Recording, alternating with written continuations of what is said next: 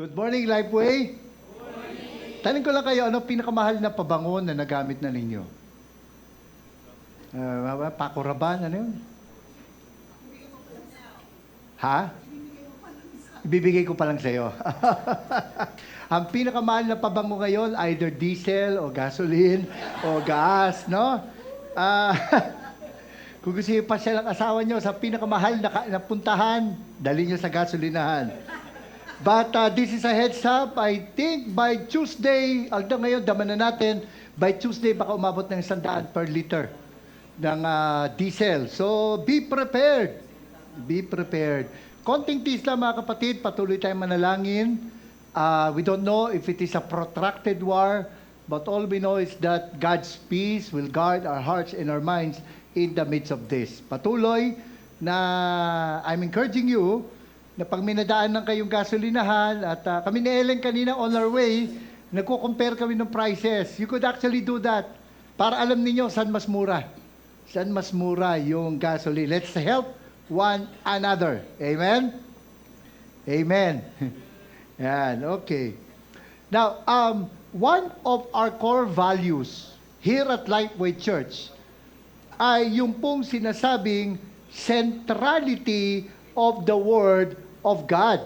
Centrality of the Word of God. Meaning, anumang paniniwalaan natin, anumang gagawin natin, we seek the guidance of the Word of God. Sabi nga po, we regard the Bible, we have a regard for the Bible as the means by which we encounter God, get to know Him, shape our beliefs, and fulfill our purposes in life. By the way, if you are considering joining Lifeway as a church, we would like to encourage you, actually it's a requirement, please read the bylaws. Kasi hindi lahat mako-cover sa sermon series na to. So I would encourage you to ask Sister Maricel for a copy of our bylaws.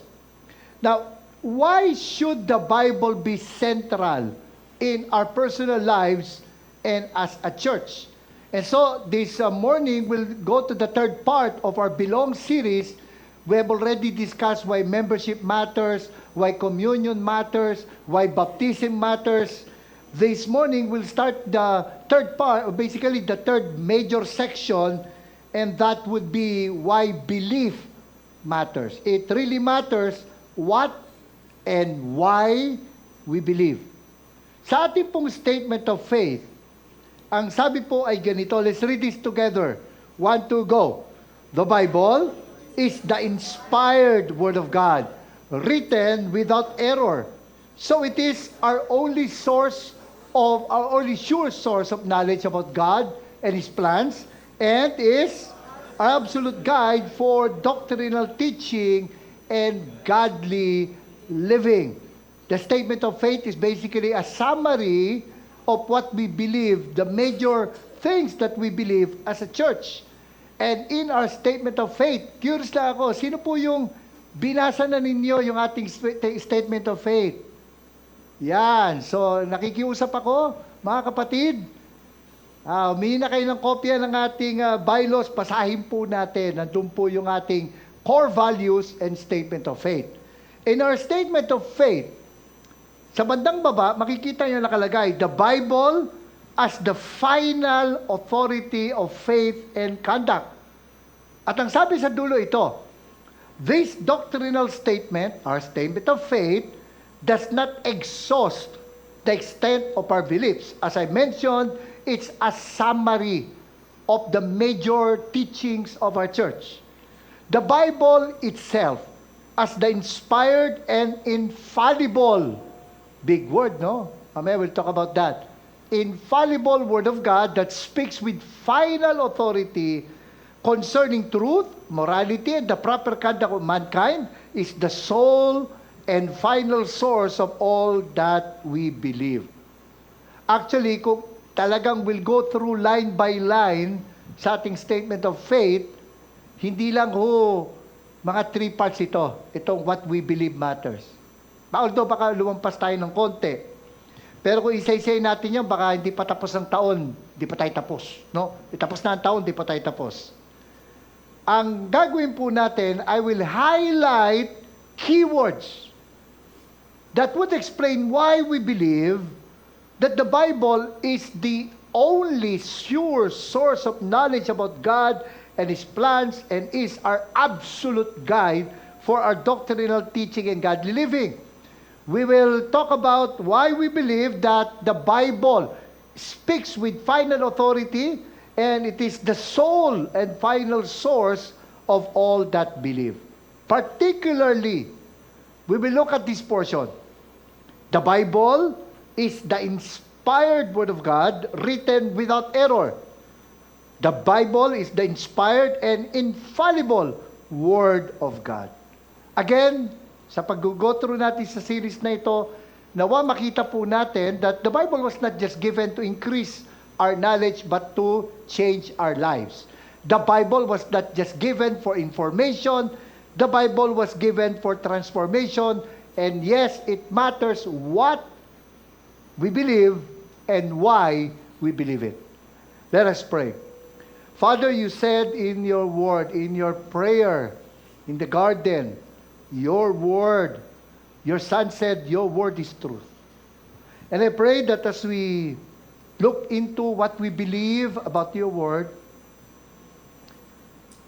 may it strengthen our resolve to really make the Bible our standard for living. Give us wisdom, give us strength. In Jesus' name, amen. The word Bible came from the word biblos, which is actually, simply lang, book. Ilan po ibig sabihin nun? Book. But the plural form of biblos is biblia. Okay? So, tinransliterate yan, kaya sa Tagalog, meron po rin tayo, ginagamit natin yung word na biblia. Plural. So, books. Kasi nga naman, the Bible is not just a book, it is actually a library of 66 books. 39 in the Old Testament, 27 in the New Testament. Okay? Again, ulitin ko, yung iba sa inyo, alam na ninyo to, para hindi nyo makalimutan yon. Di ba? Ilang letra ang Old? 3. OLD. Ilang letra ang Testament? 9. Pagsamay mo yung letra, 39. 39 books in the Old Testament. No? Now, pagdating sa New Testament, ilang letter ang New? 3. Ilang letter ang Testament? I-multiply mo 3 times 9? 27. 27 books in the New Testament. It's a library. Can you imagine? And sabi nga, by the 2nd century, Christians were using the word Biblia to describe the Bible. Can you imagine? As a human document, let's look at muna the Bible as a human document. Okay? It was written by 40 authors. At least one of them is a Gentile. That would be Luke. But itong mga writers na to, they came from different walks of life. Merong king, merong prime minister, that would be Daniel. King would be David. Merong rabbi, that would be the Apostle Paul. May fisherman, that would be Peter and John. At iba-iba pang professions in life. 40 authors. Written 1,500 years. Can you imagine? The whole Bible. Hindi sa isang baksak binigay ng Lord. From Genesis to Revelation, it took 1,500 years in the making. It was written in different conditions, different places, the palace, the caves, different moods, minsan malungkot, minsan masaya. Basahin lang ninyo yung Book of Psalms, kita ninyo, daman niyo yung emotion. Written in 3 languages, Hebrew, Greek, Aramaic. Okay? And written in 3 continents. Asia, that would be basically yung Middle East, then Africa, that would be Egypt, and then Europe. Sinulat po sa 3 continents. No? But imagine this. 40 authors talking about different topics. Subukan natin dito sa Lifeway. Let's gather 10 men. And let's talk about topics na, halimbawa, politics. you think kaming 10 magkakaroon ng unanimity sa aming opinion about it? No? But 40 men, different walks of life, iba-iba educational background. Somehow, if you look at the Bible, there's unity in its theme, in its topics. And that explains, that natin makikita, the Bible is, kumaga, let's assume, for the sake of argument, it's a human book. It is something worth reading kasi pag tinignan mo, it's nothing short of a miracle that the Bible is united in its topics. There must be something to this book more than a human book. It must be a divine book. And we believe the Bible is God's Word. By the way, itong topic na to, bibliology or the study of the Bible, this is one of my favorite topics sa seminary at saka ito rin yung isang gustong-gusto ko ituro sa Bible School. Twice sa ating statement of faith, ginamit yung word na inspired. Inspired. Ano yung sabihin ng inspiration? Di ba? Ano yun? Yung author, nakita niya yung wife niya, na-inspire siya. Sige, yung mga nandito yung asawa, tingnan nga ninyo kung na-inspire kayo. Tapos, nagsulat ka. Although ngayon, we have the lost art of love letter writing. Tama? Sino rito nakatanggap pa ng mga love letters? Hindi text, handwritten letters. Di ba? Naku, yung mga young people dito, yung mga young pro, iba pa rin talaga yung handwritten. Alam ka, problema lang sa love letter, no? You don't know how to start, and after writing it, you don't know what you have written. Pero hindi yun ang concept ng sa Bible. Hindi yun yung inspiration na binabanggit dito. Para maintindihan natin, you have to remember at least 3 words. Okay? Revelation, inspiration, illumination. Repeat after me. Revelation, inspiration, illumination. Ano po yung revelation? Hindi lang yung book na dulo ng Bible. The word revelation means unveiling. Unveiling.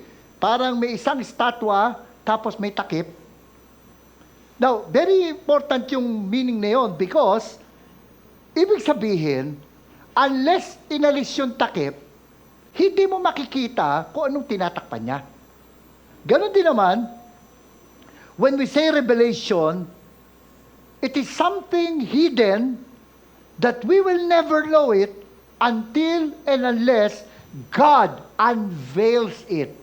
Until and unless God reveals it. Until and unless God makes it known to us. Now, isa sa madalas ko natatanggap na tanong, kahit sa radyo, kahit sa iba pang forum, paano yung mga hindi nakarinig ng gospel? Yung hindi na-share ng gift of God card? Paano yung mga nasa tribo? Na hindi pa labot ng mga missionary? Natatanong nyo rin po ba yun? Paano sila? Well, alam nyo, we cannot say that they haven't heard. Kasi, una, God revealed Himself through His creation. Anong sabi diyan sa Psalm 19 verse 1? The heavens declare the glory of God, and the expanse proclaims the work of His hands. Kahapon isa sa speaker, si Sam Newton, ang sabi niya, he's a scuba diver. Ang sabi niya, just looking at the beautiful corals, the fish, ngayon, sabi niya, you cannot help but think there must be someone who created these things. Creation points us to the fact that there is a God. In fact, sabi sa Romans chapter 1 verse 20, for God's invisible attributes, that is, His eternal power and divine nature, have been, notice this, clearly seen.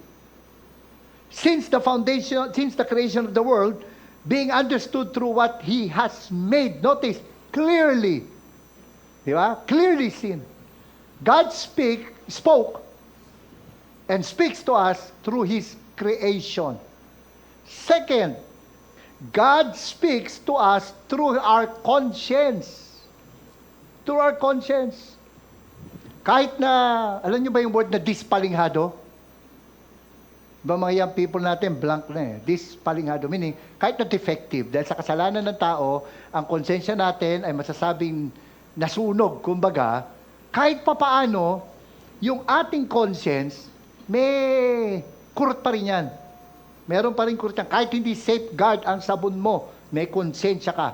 Maaring hindi siya reliable, kasi minsan nakokontrol mo yung konsensya mo eh. Nung bata ka, kaya halatang-halata pa nagsisinungaling ka eh. Hindi ka makatingin sa magulang mo, tama?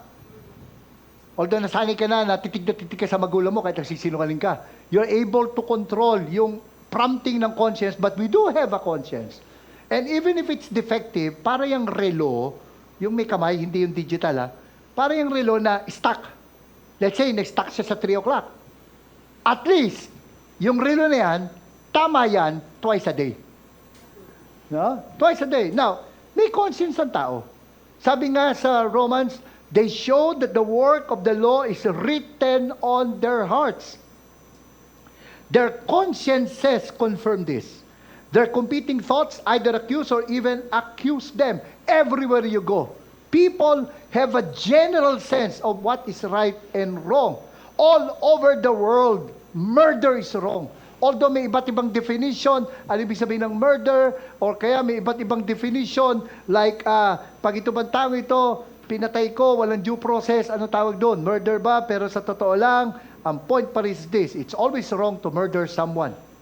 To take someone's life, if you don't have the authority to do so. Bakit ganon? Technically, sabi nila, yung morality, social construct.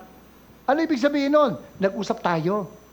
Uy, mali ito Simula ngayon, mali yan Pero alam ninyo, isipin nyo, buong mundo, may certain standards na pare-pareho, nag-usap.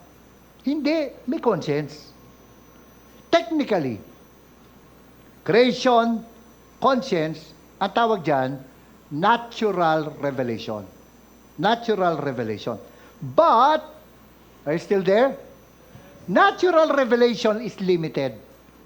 It only tells you that there is a God. Although kung may isang taga-tribo na nakikita niya yung buwan, nakikita niya yung araw, nakikita niya yung kalikasan, sasabihin niya, there must be someone who made all these things. At tumawag siya sa Diyos at sinabi niya, sino ka man, mangusap ka sa akin, God will find the way to reach that person. But natural revelation only tells us there is a God. It does not reveal to us who that God is. Alam natin, may Diyos. Hindi natin alam, sino yung Diyos na yun? Dito papasok yung tinatawag na supernatural revelation.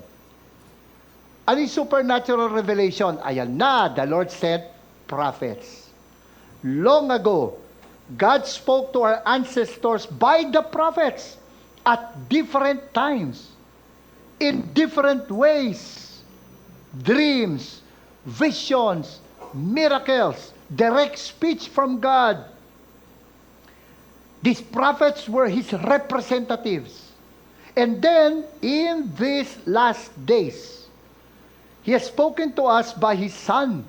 Jesus is the ultimate revelation of God. By the way, pansinin niyo to. In these last days. Kaya pag may giyera, wag kagad, naku, katapusan na ng mundo. Kapatid, nung dumating si Kristo, yun na yung simula ng katapusan ng mundo. Ang maganda ganito, ako kasi isa sa memories ko sa tatay ko, dahil union leader yung tatay ko, Brother Louie. Naalala ko, isa sa memory ko, nagpipikit sila. Ngayon, usually naman, di ba, Brother Louie, di naman umarap yung may-ari. Ang umarap, lawyer, di ba? Representatives. Meron pang isang layer pa, kumbaga, hindi naman kagad sila makapag-decision for the company. Sabi nila, we'll consult the owners. Di ba? Ganon? Yung mga prophets, parang ganon. Ito pagdating ni Christ, it is like you're now talking directly to the owner of the company. Yun yung revelation.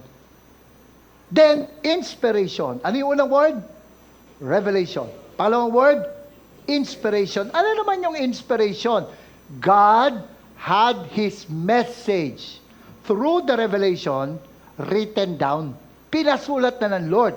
Doon papasok yung inspiration. Ang technical definition ng inspiration, it refers to the work of the Holy Spirit in revealing truth through the writings of Scriptures. At ang major verse para dito ay 2 Timothy chapter 3, verses 16 to 17. Let's read this together. 1, 2, go. All Scripture is inspired by God and is profitable for teaching, for rebuking, for correcting, for training in righteousness, so that the man of God may be complete, equipped for every good work. Notice, binanggit, all Scripture is inspired by God. Ang ibig sabihin ng inspired sa Greek, actually sa English Standard Version, ganyan ang pagkakasalin. Breathed out by God. All Scripture is breathed out by God. Ano ibig sabihin nun? Nasubukan nyo ba may kausap kayo, sobrang daldal, sana hindi ako yon, sobrang daldal, tapos di ka makasingit? Nasubukan nyo ba yon? Tapos, ano ang paraan para makasingit ka? Hintayin mong huminga. Di ba? Alam mo kasingit, saka papasok. Tama? Wait for the person to inhale. Inhale is breathing in. When we speak, we breathe out. And that's a very significant word. All Scripture is inspired. All Scripture is breathed out by God. In other words, when you read the Bible, God is speaking to you. Huwag ka na maghanap ng signs. Because looking for signs is a sign of immaturity. That's what I believe. Bakit? Nandito na sa Bible eh.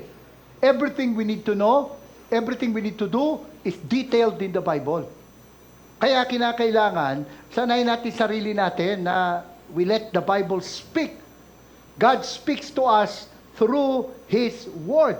And here's the thing, it's a miracle that God guided these 40 authors so that as they write, they were able to choose even the exact words that God wanted them to use in communicating His Word. Hindi po ito dictation ha. Moses, verse 1. In the beginning, God, nakuha mo Moses? Ulitin natin. In the beginning, God created the heavens. Heavens. Hindi heaven. Hindi ganoon. It's not dictation. Ang himala ito eh. They were writing, like David was expressing his appreciation for God's nature. The heavens declare the glory of God. Or he was looking at the shepherd, the sheep. He was thinking of his experience. And then he thought about how God related to him as a shepherd. And then he wrote, the Lord is my shepherd, I shall not want. Diba? He wrote about it. But notice, as he was writing, the Holy Spirit comes alongside him and guided him without dictating the exact words that he would put there. To express his thoughts clearly, the way God wanted it to be expressed. Sabi nga sa 2 Peter, above all, you know this, no prophecy of Scripture comes from the prophet's own interpretation. Sa madaling salita, walang kasulatan na muni-muni, haka-haka, gawa-gawa lang ng propeta. Because no prophecy ever came by the will of man. Instead, men spoke from God as they were carried along by those Holy Spirit. Hindi ito yung nawalan sila ng malay, ha? Yung tumirik yung mata, tapos yung kamay nila gumalaw. Hindi gano'n, ha? They were guided by the Holy Spirit in a miraculous way. Without bypassing their mind. Yun ang himala dun eh. At ito matindi, God miraculously shaped the lives of the writers that even their vocabulary, even their grammar, based on their education or lack of it, you could actually read. Pag binasa mo siya, from a literary point of view, you would notice yung personalities ng mga sumulat. May partnership ba between man and God? No? For example, si Luke, he was a doctor. Pag ni-research mo yung Gospel of Luke and Book of Acts, you would notice, kung titignan mo sa Greek, kung i-research mo, you will learn that Luke used medical terms. Pag tinignan mo, iba yung pagkausap mo, aral. No? Like Paul, kitang-kita mo yung logic niya, kitang-kita mo yung fine-tuning ng mga words niya. Si Peter, bagamat educated din naman ng mga fisherman, pero iba rin yung pagkausap mo fisherman, medyo rough. Kitang-kita rin yun. Sa Peter, lalo na sa 2 Peter, kitang-kita na yung sumulat, titingnan mga scholars, na ang sumulat, ganito educational level, at mukhang fisherman. Sabi nga ni Charles Ryrie, inspiration is God's superintendence of the human authors so that, using their own individual personalities, they composed and recorded without error. We'll talk more about that. His revelation to man in the works of the original autographs. So meaning, yung time na sumulat sila, original na ginawa nila.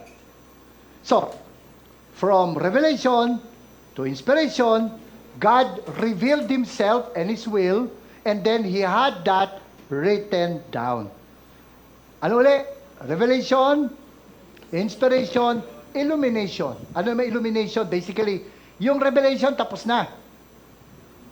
Yung paglilibin ni Lord ng kanyang kalooban through supernatural means.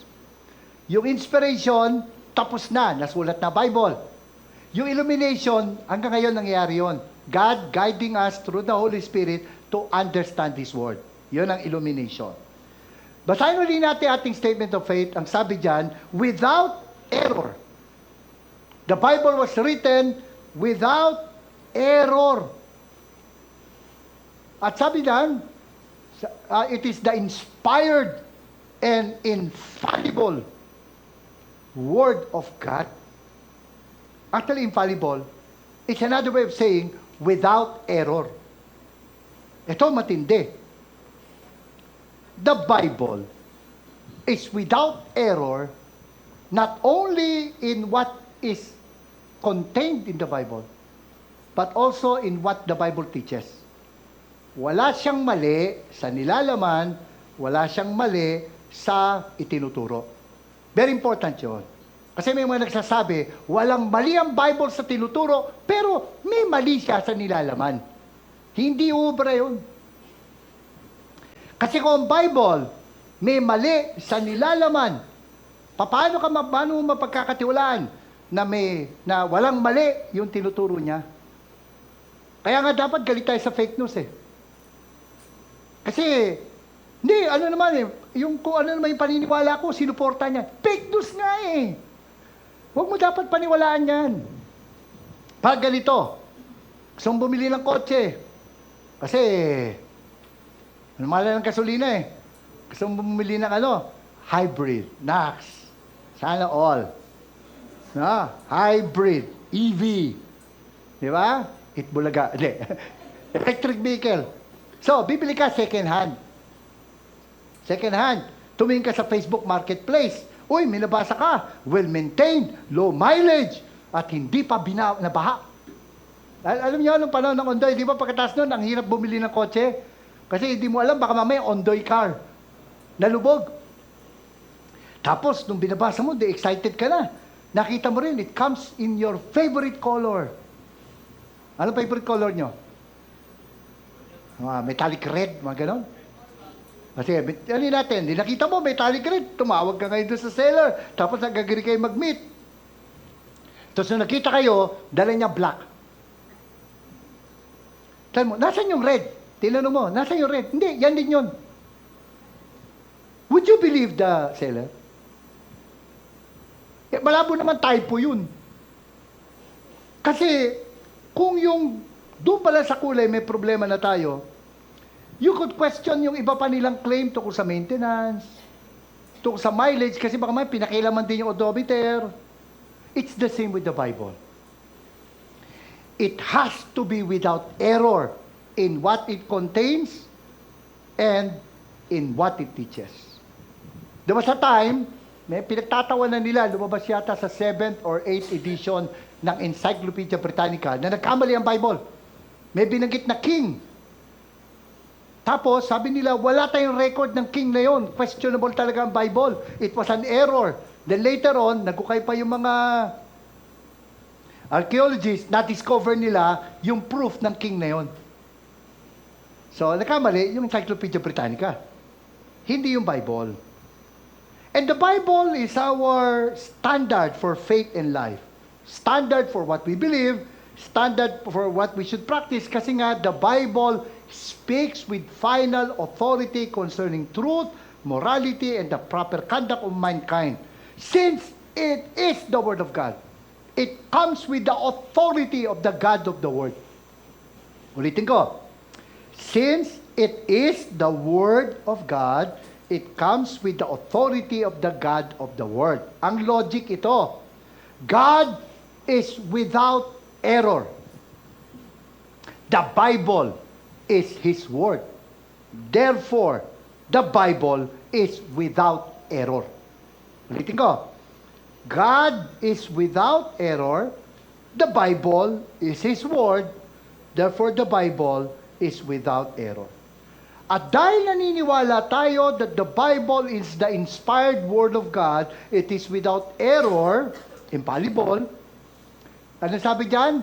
It is our only sure source of knowledge about God and His plans, and is our absolute guide for doctrinal teaching and godly living. Or sabi nga, it is the source and final source, soul and final source of all that we believe. Of course, mahalaga pa rin ang kasaysayan, mahalaga pa rin ang science, logic, pero lahat ng yan under sa authority ng Bible. At yan ay galing nga sa 2 Timothy chapter 3, verse 16. All Scripture is inspired by God. And it's profitable. Profitable.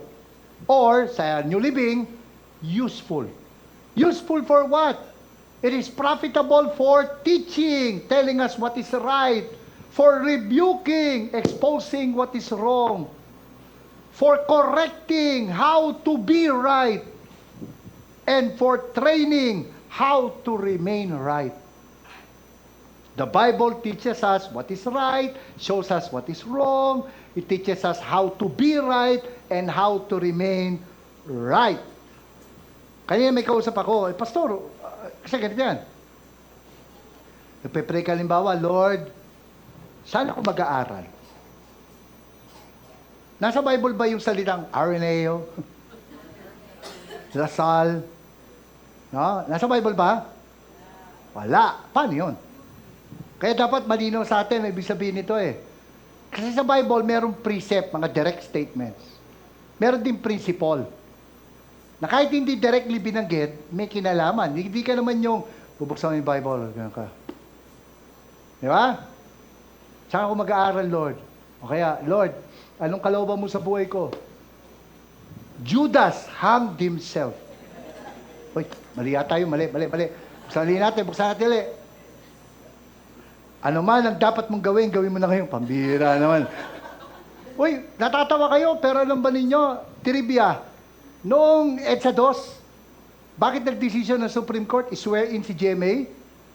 The Supreme Court Chief Justice at that time, I think it was Davide, he cut the Bible, he pointed his fingers, and he saw something that somehow gives him the impression that he should support this new government. Can you imagine? No? Grabe. Ganun-ganun lang, oh. Lord, sino mapapangasawa ko? Taas ang kamay ng mga single. Taas ang kamay ng mga single available. Ba't kayo naiya ngayon magtaas ang kamay? Yung totoo lang, ha? Nasa Bible kaya yung pangalan ng mapapangasawa mo? Mapikin kang gaya, no? Nebuchadnezzar, pambira. O may namita ko, Melchizedek. May namita ko, Abimelech. Pero wala pa ako nakikilalang Nebuchadnezzar. Pinipili ko nga anak ko, pangalanan yung apo ko. Nebuchadnezzar, ayaw talaga eh. Di ba? Ganun ba mag-isip ng... Alam nyo, hindi horoscope ang Bible, mga kapatid. Pinapagamit din ng Diyos ang isip natin. Kasi God, love the Lord your God with all your mind. Kanina may kausap akong young person, sabi ko, alam mo ba, ganito yan. Makinig kayo mabuti, importante ito. Traditionally, what we learned is yung bull's eye. Siya na ba, Lord? Siya pa talaga ang gusto mo para sa akin. Di ba natatanong yan? Alam mo, dahil sa ganung paniniwala, may mga iba, lalo na kapag yung napili nila mukhang sablay, baka hindi ito yung the right one. Tapos kakanta-kanta ka pa ng, it is sad to belong to someone else when the right one comes along. O kung hindi ka Inglesero, kakanta ka ng, bakit ngayong ka lang dumating sa buhay ko? Pilit binubuksan ng sarado ko ng puso. Di ba? Alam nyo, mali yun. Yun ang problema doon sa ito, specific, inanda ni Lord para sa akin. So pag na-miss mo daw yung God's best, at dumating siya, kawawa ka naman. Hindi ho, ganun lang sa Bible. The Bible gave us precept, direct statement, and principles. General. Anong ibig sabihin? Sample. Sa pag-usapan to, pang-topic na natin, decision making and the will of God. Sample. 1 Corinthians 7:39. Although it talks about widows, sabi ito, a wife is bound as long as her husband is living. But if her husband dies, eto ngayon, nandiyan pa kayo? She is free to be married to anyone she wants. In other words, you have a choice. Hindi yung may pinili si Lord, dapat hanapin mo kung sino yun para ka naghanap ng karayom na nalaglag sa damuhan. Hindi. God gave you a mind, you can decide. Pero, ito lang sinabi ng Lord, she is free to be married to anyone she wants only in the Lord. Ano ibig sabihin?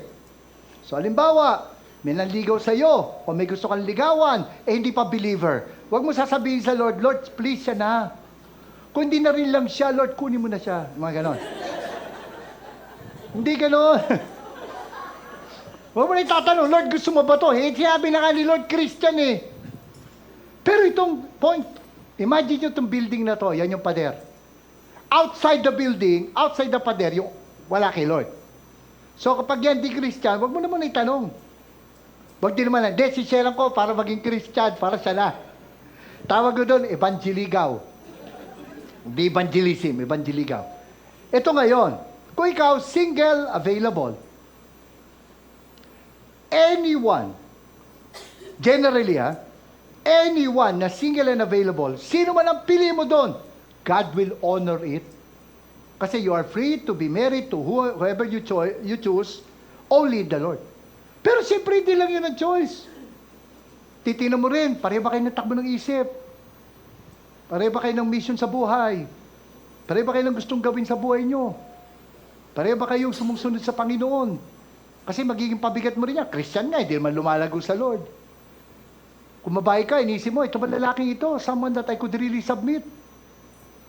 Yung lalaki naman, iisipin mo, is this someone that I can lead? Maraming reasons. Pero the point is, there's freedom. Yun yung guidance ng Bible. Huwag nyo iano yung Bible na parang horoscope na, o parang, yung fortune cookie. Nawalalo, kakala ko, meron sa China, yung pala sa New York galing yun. Nag-i-speak ako sa mga mainland Chinese, binanggit ko yung fortune cookie, lahat sila tulala eh. Yung pala walang fortune cookie sa China. Di ba, minsan ganun tayo, bubuksan mo yung fortune cookie, tapos ito mo yung nakasulat. Oh. Tapos, may mamimit ka na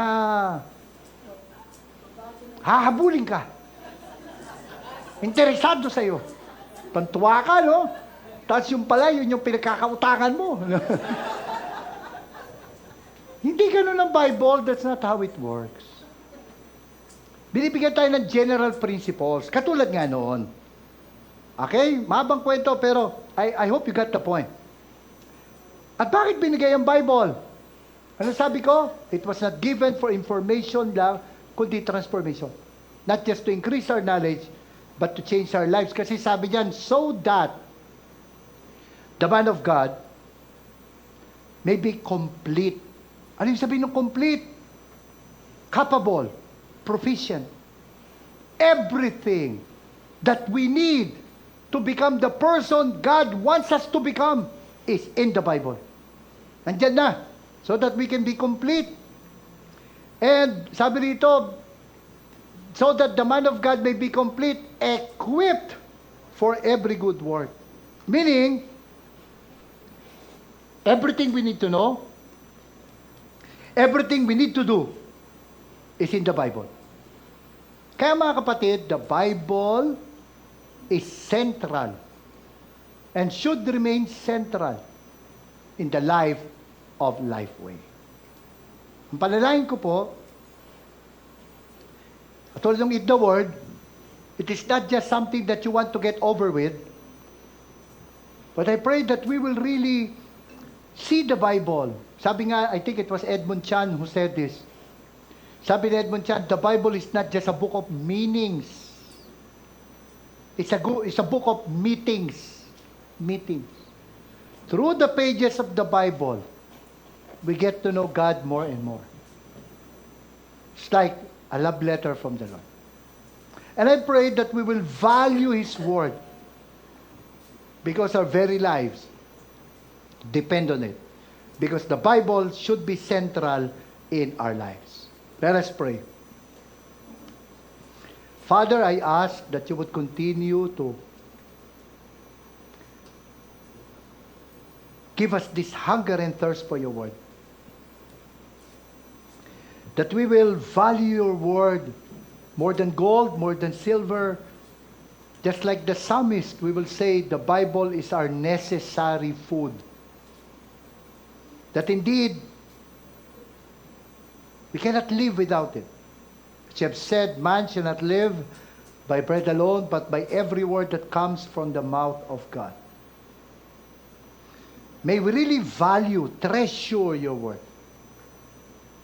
May, in this church, everything that we will believe, we commit, O Lord, everything that we will believe, everything that we will teach, everything that we will do, we will seek your word.